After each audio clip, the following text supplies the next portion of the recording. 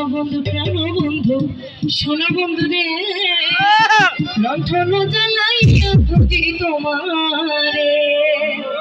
আচ্ছা এই জায়গায় অনেক জন দেখতেছে, যাই হোক এখন যে পরিমাণ শীত পড়ছে মানে এইটুকু লোক হয়ে অনেক কঠিন, তারপরেও কষ্ট করে আপনারা আসছেন, অনেক অনেক ধন্যবাদ আপনাদের।